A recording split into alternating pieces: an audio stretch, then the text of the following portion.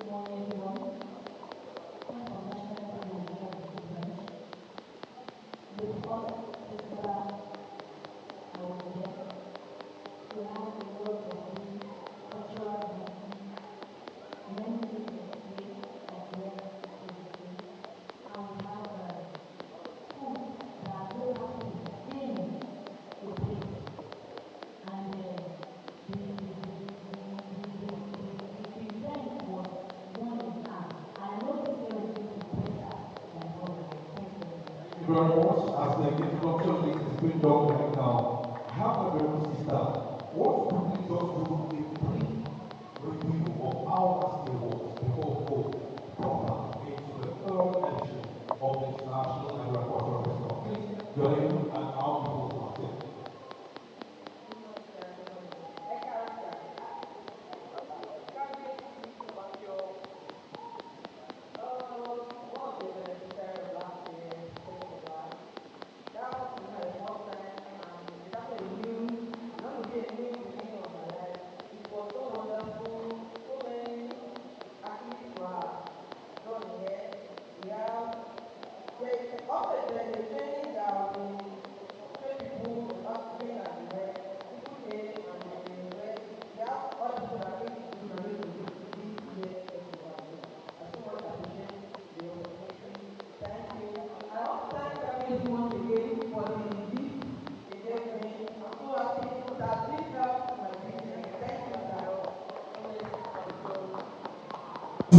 And equally the executive and creative director of ACJ Textiles.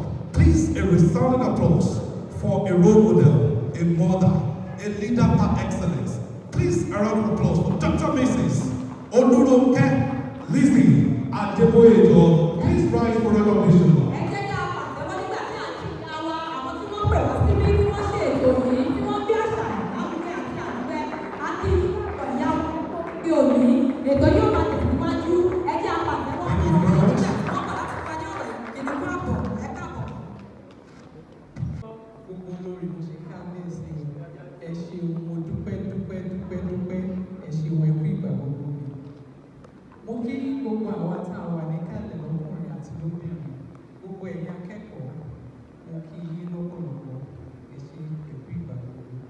Inú mi dùn lọ́pọ̀lọpọ̀ lọ́dún yìí torí pé màá túra ká. Mo mo wà nílé, mo fẹ́ ṣọdún ní tòótọ́. Kò ṣe pé inú mi ò dùn lọ́dún tó kọjá torí pé a ní ìrànlọ́wọ́ àwọn àjòjì láti ìlú òyìnbó tí wọ́n gbọ́ èdè wa. Nípa ìdí èyí lọ́dún tó kọjá, mi ò ráyè túraká láti sọ èdè mi nítorí mo gbọ́dọ̀ fi ẹ̀mí ìmoore hàn fún wọn. A dúpẹ́ nítorí àjọ̀dún tí a dá yìí, tí a dá ọjọ́ tọ́jọ́ náà pé tí ọjọ́ náà tún kò. Mo dúpẹ́ lọ́wọ́ gbogbo àwọn bàbá mi kábíyèsí, mi ò lè dúpẹ́ tán, màá máa dúpẹ́ títí ni nítorí gbogbo ìgbà tí bá ti pè yí, ó tiẹ̀ ṣe wù kí ọjọ́ yẹn kó dín, kábíyèsí máa fún mi láyè. Mo ti mọ̀ pé wọ́n á rí wáyé ọmọ àṣà yìí, wọ́n á rẹ́rìn ìgbà bí wọ́n á ṣe wọ́n báyìí fún mi. Ọkùnrin abalẹ̀ máa ní bàbá mi ti rí ìkọ̀ tí mo kọ̀. Mo dúpẹ́ olórí lọ́tùn, olórí lọ́sì, mo dúpẹ́ lọ́wọ́ yìí. Ẹ ṣé ẹ kú àdúró sí ìwà ìgbà gbogbo. Ó jẹ́ ohun tí ó mú mi lọ́kàn gidi wípé àṣà wa kò gbọdọ̀ mẹ́rí. Mo rò pé àjọ̀dún àdìrẹ àti àṣà ẹ jẹ́ ká gbé kalẹ̀ níbi tó jẹ́ wípé a sì lè máa ṣe ìrànwọ́ fún àwọn ọ̀dọ́, pàápàá jùlọ àwọn obìnrin. Mo sì dúpẹ́ lọ́wọ́ ẹlẹ́dàá tó bá wa ṣe di ọdún yìí tó jẹ́ ọdún kẹta. Inú mi dùn tí mo rí gbogbo àwọn tí ojú wọn rẹwà tó jókòó. Ladies and gentlemen, gbogbo ẹ jẹ́ ká dìde ká ṣe kábíyèsí fún orí adé. As I will be invited for the opening remarks, His Royal Majesty Ọba Professor Kábíyèsí Aláyélúwà Ọba Saka Adélọ́lá Bátẹ́milọ́lá, the Olórí of all kingdom.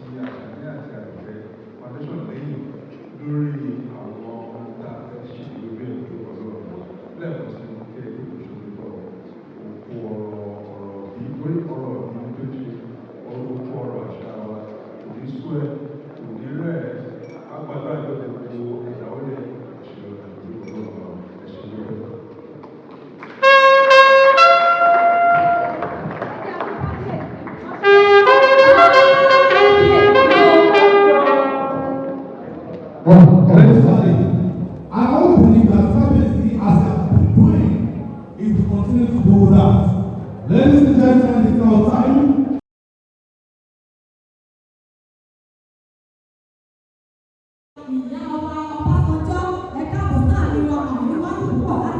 To the organizers of Ashani and Amulet Foundation and STJ Textiles, to our royal dignitaries, esteemed international partners, if they are here, dedicated artisans, entrepreneurs, corporate leaders, and every background youth and women joining us today, I welcome you all and wish you a marvelous day. It is with deep honor and personal pride that I stand before you as the mother of the day, thereby turning still into sustainability. So we are not only making fashion, we are working to be able to support ourselves, support our family, and be able to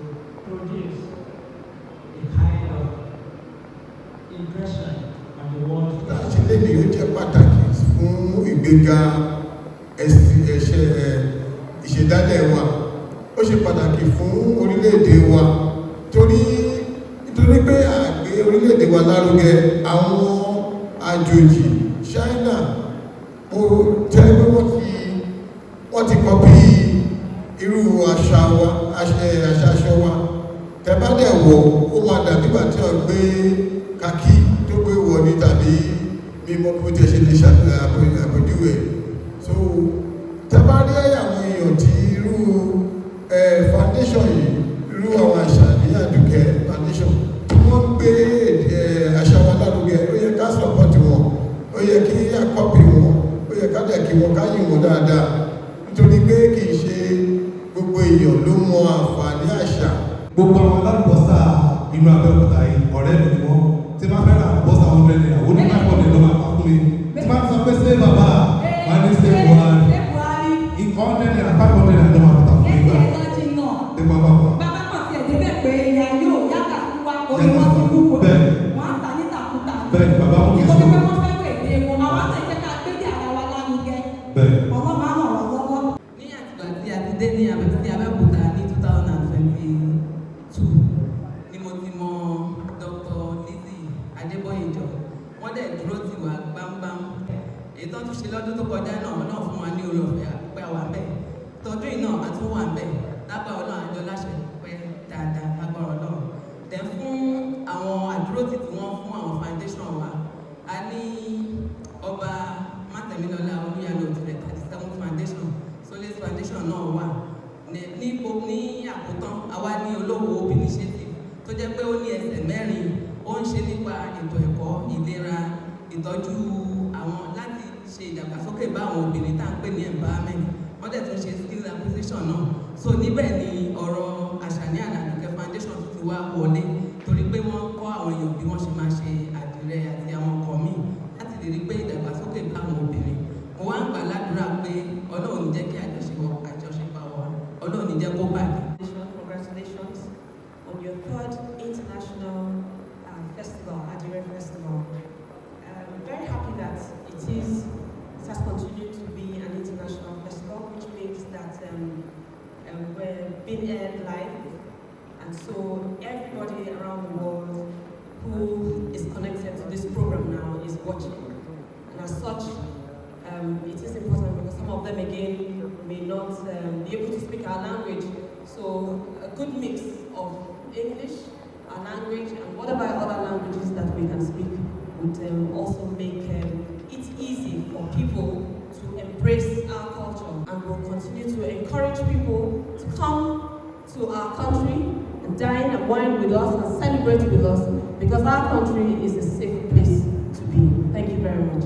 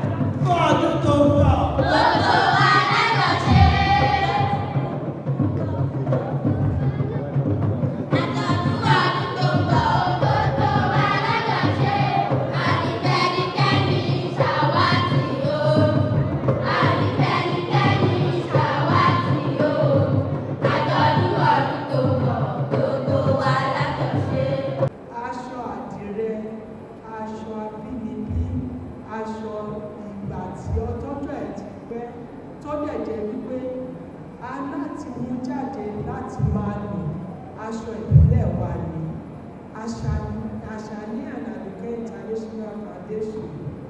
We have a lot to learn, to create, and we are producing. As the material widely known all over the world. Adire is the beautiful hand-dyed cloth from the Yoruba heritage culture. Get enrolled at Asali and Adire Foundation to learn and get your perfect skill. The unveiling of another artwork to be done by Her Excellency. Ṣé ọ̀nà mìíràn lélẹ́yìí ni ó ṣe àfihàn máàpù ilẹ̀ Áfíríkà? Olórí Bẹ́ẹ̀ tí màmá wa Chief Mrs.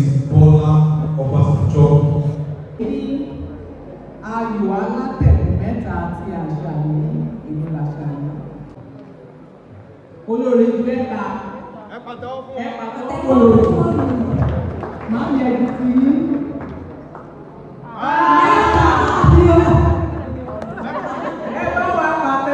Orúkọ mi ni Àṣàní Adébóyèjọ.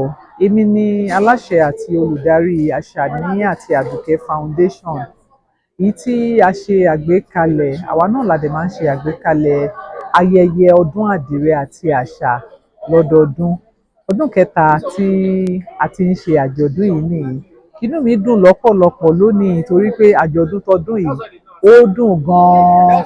Kábíyèsí wà níbí, gbogbo àwọn olórí wà níbí, kábíyèsí ọba Professor Saka Adélọlá Mátẹnilọ́lá, àwọn olówó àti ìlú Òwu wọ́n wà níbí, àwọn ìyàwó wọn méjèèjì, olórí Adijat Mátẹnilọ́lá, olórí Aminat Mátẹnilọ́lá, àwọn olóyè Báàgbìmọ̀ of Òwu Kingdom, yèyé Báàgbìmọ̀ of Òwu Kingdom, àwọn olóyè jàǹkànjàǹkàn tí mi lè dárúkọ tán, gbogbo wọn náà pèsè. Ambassador Chief Mrs. Fọlárin, àwọn náà wà níbí. Màmá wa Her Excellency Chief Mrs. Bọ́lá Ọbásanjọ́, àwọn náà wà níbí. Tá a ṣíṣọ lórí ètò lóríṣiríṣi ní òní yìí. A ṣe ìwé lọ́lẹ̀, a ṣíṣọ lójú ètò àwòrán sọ ẹ̀gbin dọ̀rọ̀ tí mò ń ṣe from waste to wealth tí a fi ya oríṣiríṣi. A ṣíṣọ lójú ìwé tá a ṣe ẹ jẹ́ ká ṣe àdìrẹ, tá a ṣe ní Yorùbá, tá a ṣe ní Gẹ̀ẹ́sì. Àwọn tó hàn wálé ni wọ́n mìíso. Màmá Ọbásanjọ́ àti olórí Adijat Mátẹnilọ́lá wọ́n jọ jókòó, wọ́n jọ tayò. Ìyẹn ayò alátẹ̀gùn mẹ́ta tí èmi Àṣàní tí mo ṣe ìwádìí tí mo sì gbé kalẹ̀ pé kí àṣà wa kó má parun, kí a lè máa ṣe eré ìdárayá, eré ìfinilọ́kànbalẹ̀. Gbogbo àwọn olóyè lóríṣiríṣi nílùú Ẹ̀gbá náà ti wà níbí. Gbogbo àwọn aláfọwọ́sowọ́pọ̀ Kino Medias, Aquaview water tán fún wa lómi tá à ń mu, àwọn Niger biscuit wọ́n kó biscuit fún wa lọ́pọ̀ rẹpẹtẹ tá à ń jẹ. Lóríṣiríṣi ìrànlọ́wọ́ la ti rí ní ọdún yìí.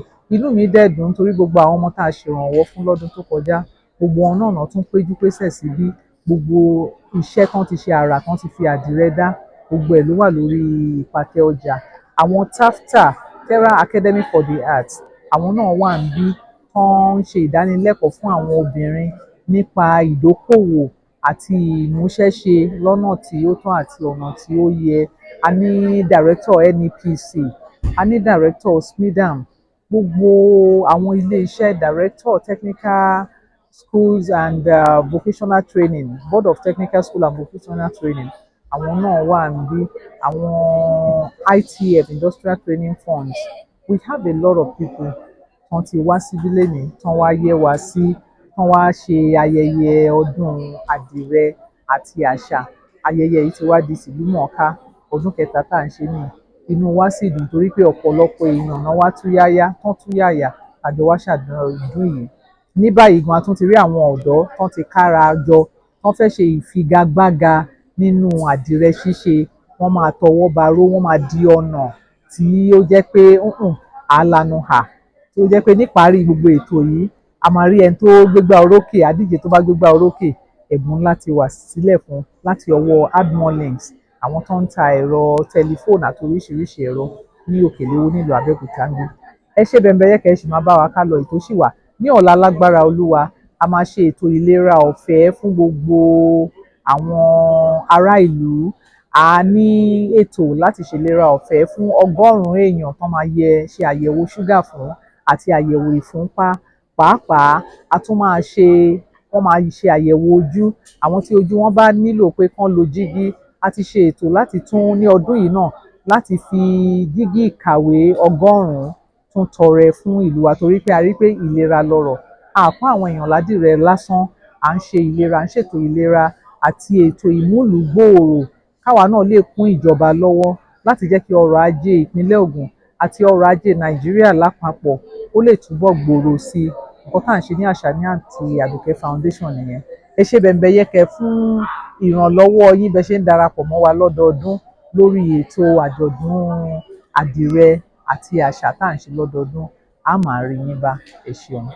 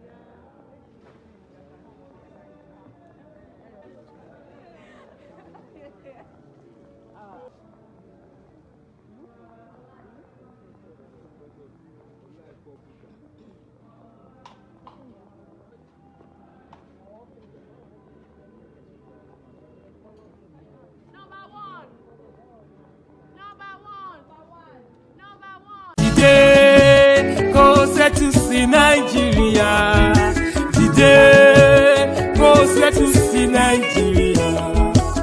Kò yé wa mọ́ o, Ọlọ́run jọ̀wọ́ wá dá sí o. Jésù dìde kó settle sí Nàìjíríà, Ọlọ́run wá. Bẹ́mbẹ́yẹ́kẹ́ TV ìkànnì eléyìí ládùn jù, ó gbafẹ́ ó gbààyè, òun ni ẹ máa wò.